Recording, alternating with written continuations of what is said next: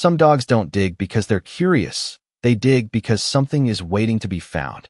The rain had been falling for hours, slow and steady, soaking the earth until the ground behind the cabin turned soft and dark like it was breathing beneath the surface. And out there, just beyond the weak glow of the porch light, Atlas kept digging, his paws moving with a quiet urgency that didn't match the calm of the night. His thick coat damp, his body tense, his focus unbreakable, as if the world around him no longer existed, and only that one spot in the dirt mattered, and Daniel Mercer. Something older, something instinctive, and Daniel felt it then. That quiet shift in the air, the kind that couldn't be measured or explained, only felt in the bones, the same feeling he had learned not to ignore years ago, back when hesitation meant danger. And he exhaled slowly, stepping off the porch and into the cold mud, the rain soaking through his boots as he moved closer, closer to the place Atlas refused to leave, the place where the earth had already begun to give way. And as the dog paused for just a second, lifting his head, their eyes met in the dim light.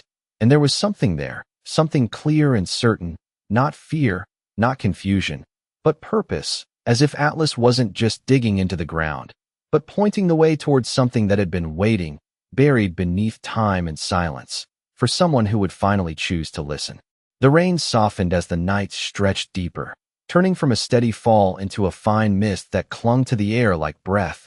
And Daniel knelt beside Atlas without speaking, his gloved hands brushing away the loose soil the dog had already displaced, feeling the texture change beneath his fingers from soft earth to something firmer, packed, as if it had not been touched in years. And Atlas shifted slightly to give him space, though his body remained angled toward the pit, his ears alert, his gaze fixed on the same unseen point below.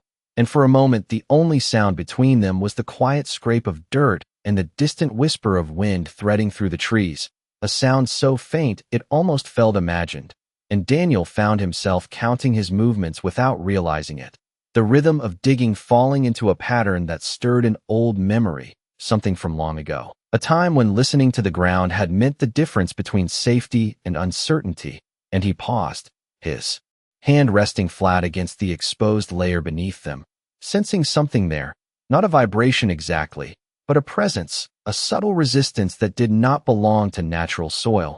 And Atlas let out a soft breath, stepping forward to press his nose against the edge of the hole before looking back at Daniel again. That same quiet certainty in his amber eyes, as if urging him forward. And Daniel swallowed the hesitation rising in his chest, pushing past it the way he had learned to do years ago, focusing instead on what was real, what was here, what his hands could touch. And he reached for the small folding shovel he kept by the cabin door, returning to the pit and driving the blade carefully into the earth, the metal edge striking something solid with a muted, unmistakable sound that echoed differently than stone. And both man and dog froze for a heartbeat, the world narrowing to that single point beneath them. And Daniel exhaled slowly before clearing away more dirt, revealing the corner of something dark and smooth beneath the soil, its surface worn but deliberate, not shaped by nature, but placed by human hands. And the realization settled over him quietly, not as shock, but as a steady understanding that this place held more than forgotten ground, that whatever lay beneath had been left here with purpose.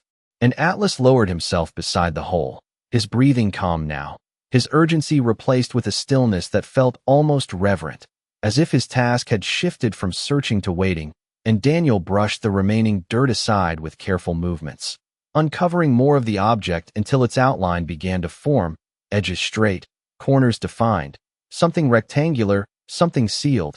And he hesitated again, not out of fear, but out of respect for the moment, the sense that once uncovered, whatever this was would change the quiet rhythm of this place forever. And the mist hung low around them, the trees standing like silent witnesses as Daniel rested his hand on the exposed surface, feeling the cold of it seep through his glove. And somewhere in the distance, a branch creaked softly, as if the forest itself had shifted just enough to acknowledge what was about to be revealed. Daniel did not open it right away. Instead, he kept his hand resting on the surface, feeling the cold steadiness of the object beneath his palm, as if it had been waiting there far longer than he had been alive. And Atlas remained beside him, unmoving, his body relaxed now, but his eyes never leaving the uncovered shape. watching not with urgency anymore, but with a quiet expectation, as if the hardest part had already been done and what came next belonged to Daniel alone. And the mist around them thickened slightly, drifting low across the ground and curling into the shallow pit, softening the edges of everything until the world felt distant and narrowed to this single moment. And Daniel finally exhaled and shifted closer, using both hands to clear the last layer of dirt from the top, revealing a weathered metal lid set into a rectangular frame, its surface marked by time but not broken, not abandoned, and along one side, just barely visible beneath the thin film of mud, were faint markings, shallow lines carved with intention rather than accident, and he leaned in, brushing them clean with his sleeve until the shape of letters began to emerge, worn but still present, as if whoever had placed this here had believed it would one day be read again. And Daniel felt a quiet tension settle into his chest, not fear, but recognition, the kind that arrives before understanding fully forms. And Atlas let out a soft breath, shifting his weight slightly closer until his shoulder touched Daniel's arm, grounding him in a way that words never could. And Daniel traced the edge of the lid with his fingers, finding a narrow seam that suggested it could be lifted, though it did not move easily at first, the earth having pressed it into place over years of silence. And he adjusted his grip, steady and patient, applying just enough pressure until there was a subtle give, a faint shift that echoed softly through the stillness, and both of them paused again, listening, not to sound, but to the absence of it, to the way the forest seemed to hold its breath. And then slowly, carefully, Daniel lifted the lid just enough for the seal to break, releasing a quiet rush of air from within, cool and still, carrying with it a scent that was not unpleasant but unmistakably old, like paper kept too long in a closed room, like time itself had been folded and stored away. And he opened it further, revealing the interior in the dim light, shapes beginning to form within the darkness, edges of objects arranged with care rather than haste. And for a moment Daniel did not reach inside. He simply looked, letting his eyes adjust, letting his mind catch up to what was real. And Atlas lowered his head slightly, peering into the opening with a calm curiosity, his earlier urgency now replaced by a quiet watchfulness. And Daniel felt that same subtle shift again, not in the ground this time, but within himself, as if something long unsettled had begun to move into place. And he realized then that whatever had been buried here was not meant to stay hidden forever. It had been waiting, not for anyone, but for someone willing to stop, to listen, and to uncover it piece by piece. And as his hand hovered over the contents inside, he understood that this was no longer just about what Atlas had found. It was about what it would ask him to face once it was fully revealed. Daniel reached inside slowly, his fingers brushing against the topmost object with a care that felt almost instinctive, as if something in him understood that whatever lay within this box had been placed with intention, not discarded. And the first thing he lifted was a small bundle wrapped in oilcloth, the material stiff with age but still intact, its edges folded neatly as though someone had taken their time. And when he loosened the wrap, the faint scent of old paper and metal rose into the damp night air, subtle but distinct, carrying with it a quiet weight that settled deeper than the surface. And inside were letters, several of them, stacked together and bound by a thin piece of twine that had darkened over time, each envelope carefully sealed and marked with handwriting that was steady but worn. And Daniel paused, his thumb resting along the edge of the top envelope, not opening it yet, just feeling the presence of it, the way it seemed to hold more than ink and paper, as if it carried a voice that had not been heard in years. And Atlas shifted beside him, lowering his head closer, his nose hovering just above the open box, not touching, just observing, calm and alert in a way that felt deliberate. And Daniel placed the bundle gently to the side before reaching back into the container, uncovering a second item beneath, this one heavier, a small metal case no larger than a lunch tin, its surface scratched but not damaged, its latch still secure. And as he lifted it, something inside shifted softly, a faint movement that echoed in the quiet like a memory being stirred, and he set it down carefully next to the letters, his mind already beginning to form questions he was not yet ready to answer. And beneath the case there was one more object, flat and rigid, wrapped in a faded cloth that had once been a deep color, but now rested somewhere between gray and brown, worn by time and stillness. And when he unfolded it, the shape revealed itself slowly. A photograph, its edges curled slightly, the image beneath protected just enough to remain clear, and Daniel's breath caught, without warning, as he brought it closer to the light. The faint glow from the cabin reaching just far enough to illuminate the faces within. And for a moment the world around him seemed to fade. The sound of the wind, the damp chill in the air, even the quiet presence of Atlas beside him, all drawing back as his focus narrowed entirely to what he held in his hands. Because the image was not random, not forgotten, it was specific, intentional, and familiar in a way that did not make immediate sense. A group of men standing together, their posture straight, their expressions calm but worn, dressed in uniforms that carried the unmistakable structure of service, and Daniel felt something shift. Deep within him, a recognition that had not yet reached the surface of thought but pressed against it with quiet insistence. And Atlas let out a soft exhale, lowering himself to the ground beside the open box, his body settling into stillness again, as if he understood that whatever had been hidden here was no longer just an object to uncover, but a story beginning to rise back into the light, one that had been waiting not only to be found, but to be remembered. Daniel did not realize how long he had been staring at the photograph until the cold began to settle deeper into his hands, the damp air pressing against his skin as if trying to pull him back into the present, but his eyes remained fixed on the image, tracing each face slowly, carefully, as though time itself might shift if he looked away too quickly. And there it was, not at the center, not posed in any special way, but standing just slightly off to the side, a man with a familiar posture, shoulders squared in that quiet, unspoken way that only came from years of carrying more than what could be seen. And Daniel felt his breath tighten, not sharply, but enough to make him aware of it, because recognition had finally reached the surface, no longer distant or uncertain, but clear, undeniable, and deeply personal. And he lowered the photograph slightly, his gaze drifting for a moment toward the dark tree line beyond the cabin, as if the forest itself might respond, might explain how something like this could exist beneath his feet without his knowing. And Atlas shifted beside him, resting his head gently against Daniel's knee, not demanding attention, not breaking the moment, just present, steady, the way he had always been when words were not enough. And Daniel exhaled slowly, bringing the photograph back into view, his thumb brushing lightly along the edge where time had softened the paper, and he leaned closer to the dim lights spilling from the cabin, studying the details more carefully now. The uniforms, the faint outlines of a structure behind them, something industrial, something familiar in shape, but not fully clear. And then his eyes caught something else, something small but deliberate.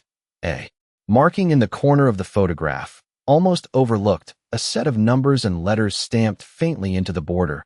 And he frowned slightly, not in confusion, but in recognition of a pattern he had not expected to find here. Because it was not random, not decorative, it was a reference, a designation, the kind used to identify locations, operations, things that were meant to be tracked and remembered within systems that did not often forget. And Daniel felt that quiet tension return, not as fear, but as awareness, as if the ground beneath him had shifted in a way that could not be undone. And he set the photograph carefully beside the letters and the metal case, his movements slower now, more deliberate, as though each object carried a weight beyond its physical form. And for a moment he simply sat there in the damp earth, the open container before him, the night pressing in softly around them. And Atlas remained still, his breathing steady, his presence unwavering. And Daniel realized then that this was no longer just about what had been buried. It was about why it had been placed here, why it had waited, and why Atlas had refused to leave it alone, because whatever this was, it was not random. It was not forgotten. It had a purpose, and that purpose had somehow found its way back to him, quietly, persistently, without force or urgency, just as Atlas had dug, day after day, until the truth beneath the surface could no longer remain hidden. Daniel reached for the letters again, his fingers more certain now, as if some quiet line had been crossed, and there was no reason to hesitate anymore. And he untied the thin piece of twine carefully, letting it fall into the damp earth beside him before lifting the top envelope. its surface slightly rough beneath his touch, the paper aged but intact, and for a moment he simply held it there, feeling the weight of something unseen, something carried not in the material itself, but in the intention behind it. And Atlas remained close, his head still resting near Daniel's leg, his breathing slow and steady, as though he understood that this part required stillness rather than action. And Daniel opened the envelope slowly, sliding the folded paper free with a careful motion that avoided tearing the edges, unfolding it once, then again, until the writing inside revealed itself in the dim light. The ink faded slightly but still legible, each line written with a steadiness that spoke of patience, of time taken, not rushed, and Daniel's eyes moved across the first sentence, then stopped, not because he could not read it, but because something in the words reached him before the meaning fully formed, a tone, a presence, something familiar in a way that made his chest tighten without warning, and he drew a slow breath, forcing himself to continue, letting his eyes follow the lines one by one, and the world around him seemed to quiet even further, the soft sounds of the forest receding until there was only the faint rustle of paper and the rhythm of his own breathing. And the letter did not begin with explanation or detail. It began with a simple acknowledgement, a message written as though the writer had known this moment would come, had expected someone to find it, someone specific, and Daniel felt that realization settle deeper with each word, not loudly, not dramatically, but with a steady certainty that left little room for doubt. And he lowered the letter slightly, his gaze drifting for just a second toward the open box, the metal case still unopened, the photograph resting beside it, and then back to the page, his focus sharpening as he read further, the pieces beginning to connect in ways that felt both impossible and undeniable. And Atlas shifted again, lifting his head just enough to look at Daniel's face, watching the subtle changes there, the tightening of his jaw, the slight narrowing of his eyes, and then the quiet stillness that followed, the kind that came when something long buried began to surface. And Daniel swallowed, not out of fear, but out of recognition, because the words in his hands were not just telling a story, they were pointing somewhere, guiding him the same way Atlas had, step by step, layer by layer. And he realized then that the digging had never truly been about the ground behind the cabin. It had been about uncovering something much deeper, something that had been waiting for him long before he ever set foot on this land. And as he folded the letter carefully, holding it for a moment longer before placing it beside the others, he understood that whatever came next would not be found by chance. It would have to be followed, just as deliberately as Atlas had dug, until the full truth revealed itself piece by piece. Daniel did not reach for the second letter right away. Instead, his attention shifted toward the small metal case resting beside the photograph, its presence quieter than the others, yet somehow heavier, as if it held something more than memory, something more precise. And he picked it up slowly, turning it in his hands, feeling the subtle weight inside shift again, not loose, not chaotic, but contained, deliberate. And Atlas watched closely now, his ears tilting forward slightly, his body still but engaged, as if this moment carried a different kind of significance than what had come before. And Daniel brushed his thumb along the latch, noticing how it had resisted the elements over time, still intact, still functional. And for a brief moment, he hesitated, not out of fear, but because he understood that whatever lay inside would not simply add to what he had already found, it would deepen it, anchor it, make it real in a way that could not be set aside. And he opened the latch carefully, the faint clicks sounding louder than expected in the quiet night. And when he lifted the lid, the contents revealed themselves slowly in the dim light, not scattered, not disordered, but arranged with intention, each piece placed with care. And at the center rested a set of identification tags, worn but unmistakable, their surface dulled by time, yet still carrying the engraved markings that defined them. And Daniel's breath slowed as he looked at them, his mind already recognizing the shape, the purpose, the history behind such an object. And beside them lay a folded map, its edges creased from use rather than age, suggesting it had once been opened and closed many times, studied, followed, relied upon. And Daniel set the case down gently, unfolding the map with steady hands, revealing a section of terrain marked with precise lines and coordinates, not random, not vague, but exact, and his eyes moved across it, tracing the routes, the symbols, the notations written in the same careful hand as the letters. And then he saw it. A point circled near the center, marked in a way that felt intentional, final, and he felt a quiet shift in his understanding, because the location was not distant, not somewhere beyond reach. It was here, or close enough to be reached on foot, and Atlas stood then, stepping forward, until he was beside the map, his nose hovering just above the marked point before he looked up at Daniel, not with urgency, but with a calm certainty that felt almost like confirmation, and Daniel exhaled slowly. The pieces beginning to align in a way that left little room for coincidence. The letters, the photograph, the case, all leading towards something that had been planned, something that had been left behind not to be hidden forever, but to be found when the time was right. And as he folded the map again, more carefully this time, he understood that the digging had only uncovered the beginning, that the real path lay ahead, waiting to be followed step by step, guided not just by what had been left behind, but by the quiet, unwavering instinct of the dog who had refused to let it remain buried. The night had grown quieter by the time Daniel stood, the mist thinning just enough for the faint outline of the surrounding trees to sharpen against the dim sky, and he held the folded map in his hand for a moment longer before slipping it carefully into his jacket, his movements steady but carrying a weight that had not been there before, and Atlas rose beside him without needing to be called, his body already angled toward the direction marked in memory rather than on paper, as if the path had been imprinted somewhere deeper than sight. And Daniel glanced once more at the open container in the ground, the letters, the photograph, the metal case, all resting together like pieces of a story that had only just begun to speak, and he covered them loosely with the cloth, not to hide them again, but to protect them, to acknowledge that they still belonged to something larger than this single moment.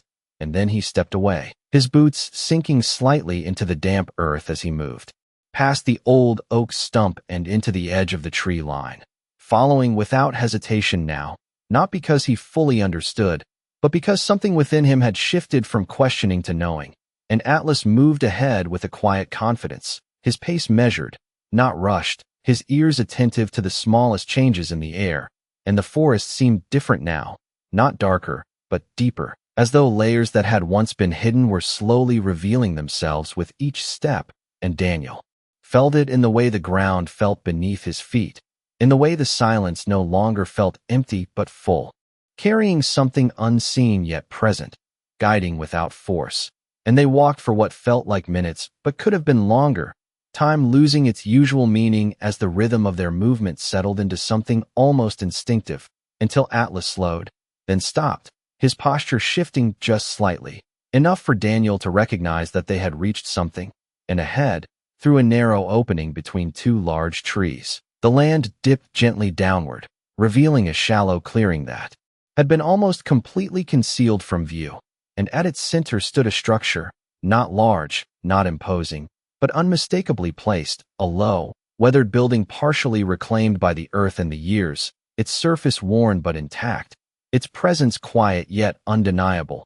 And Daniel felt his breath deepen as he stepped closer, the map no longer needed, the path now visible in front of him. And Atlas moved forward just a few steps before stopping again, turning his head back toward Daniel as if to confirm, as if to say this was the place they had been led to all along. And Daniel nodded almost without realizing it, his gaze fixed on the structure as the pieces finally began to align, the photograph, the coordinates, the letters, all pointing here, not as a coincidence, but as a destination chosen long before he ever arrived. And he understood then that whatever waited inside was not just the end of a search. It was the answer to something he had not known he was asking, something that had followed him quietly through the years until now. And as he stepped into the clearing, the air seemed to settle around him in a way that felt both unfamiliar and deeply known, as if the land itself had been waiting, not for just anyone, but for him.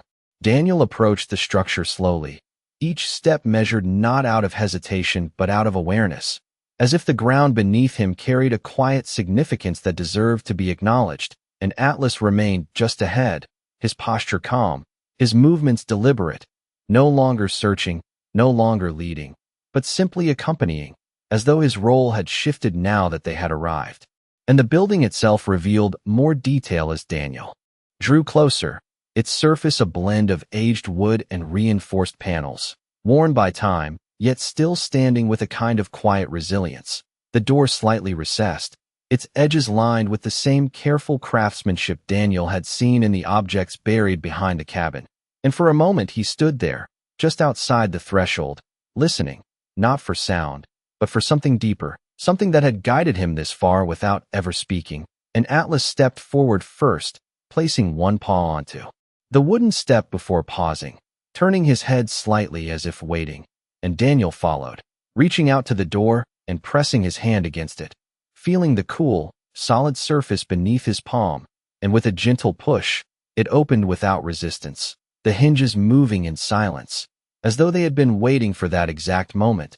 And inside, the air was still, not stale, but preserved, carrying the faint scent of wood, paper, and something older, something that had been kept untouched for years. And the interior was simple but intentional, a single room with shelves lining the walls, each one holding objects arranged with care, journals stacked neatly, tools placed with precision, and at the center, a table, worn but sturdy, its surface holding one final item, set apart from the rest. And Daniel stepped closer, his focus narrowing as he approached, and Atlas moved to his side, sitting quietly, his presence steady and grounding. And when Daniel reached the table, he saw it clearly, a sealed envelope, newer than the others, its paper less worn, its edges sharper, as if it had been placed there more recently. And his name was written across the front in the same careful hand he had seen before, unmistakable, deliberate. And for a moment he simply looked at it, the weight of everything leading to this point settling into place, not as a sudden realization, but as a quiet understanding that had been building since the moment Atlas began to dig. And he picked it up, slowly, opening it with steady hands, unfolding the letter inside. And as his eyes moved across the words, the meaning came not as a shock, but as a confirmation of something he had already begun to feel. That this was never an accident, never coincidence, that the path had been laid long before he arrived, guided not by chance, but by something deeper, something that recognized him in ways he had not recognized himself. And Atlas lowered himself beside the table, resting his head on his paws, his eyes calm, watching not the room, not the objects, but Daniel, as if this moment had always belonged to him. And Daniel exhaled slowly, the tension he had carried for years easing in a way he had not expected.